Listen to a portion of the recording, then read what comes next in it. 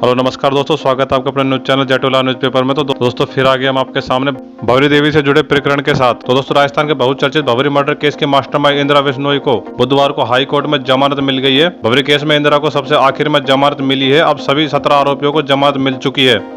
इससे पहले कल राजस्थान हाई कोर्ट में इंदिरा की जमानत याचिका तकनीकी कारणों से उलझ गई थी, फिर वापस नई याचिका लगाई गई थी।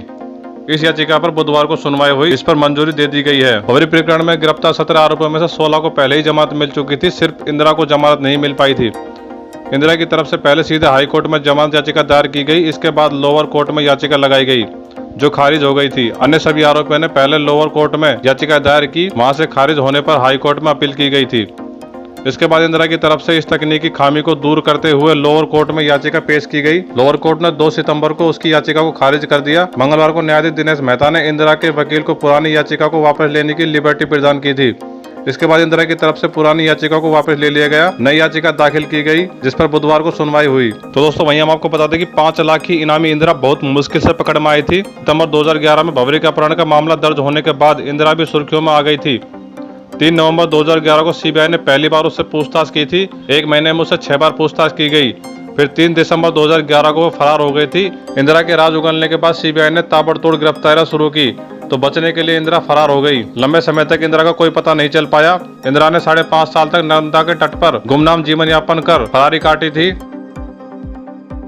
5 लाख रुपए की इनामी इंदिरा बहुत मुश्किल से पकड़ में आई थी। वह साल 2017 में पकड़ी गई और तभी से जेल में है, और अब जमानत याचिका की मंजूरी के बाद जेल से रिहा कर दी गई है। वहीं इंदिरा बिश्नोई ने जेल से बचने के लिए अपना घर तक नीलाम करने की कोशिश की थी, परंतु उसे खरीदने के लिए कोई नहीं मिला था। इंदिरा के फरार होने के बाद पुलिस ने उसे खोजने की काफी कोशिश की, लेकिन उसका कोई पता नहीं चल पाया। आखिरकार कोर्ट के माध्यम से उसके सरस्वती नगर स्थित मकान को नीलाम करने का ऑर्डर जारी किया गया।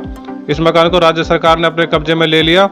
कई बार इसे नीलाम करने की प्रक्रिया की गई, लेकिन इंदिरा के डर से कोई खरीदार ही सामने नहीं आए।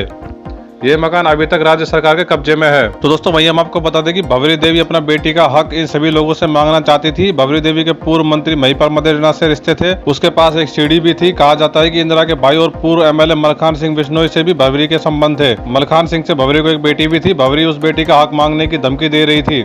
अपने बेटी का हक दिलाने की मांग को लेकर एक बार भवरी पुलिस थाने तक भी जा पहुंची। वहां से उसे इंदिरा वापस लेकर गई। इंदिरा ने उसे कदम कदम पर रोका भी था, और इंदिरा ने उसे फंसाने के लिए एक योजना भी बनाई। इंदिरा भवरी के पास मौजूद मदेरणा की सीढ़ी भी हासिल करना चाहती थी।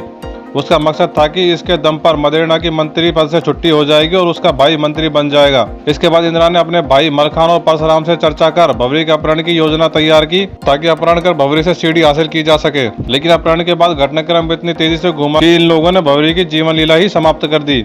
इसके बाद इंदिरा की पूरी योजना धरी की धरी रह गई। तो दोस्तों इंदिरा पर यह भी आरोप है कि इंदिरा ने भवरी के मर्डर के बाद उसके पति अमरचंद को 10 लाख रुपए भी दिए।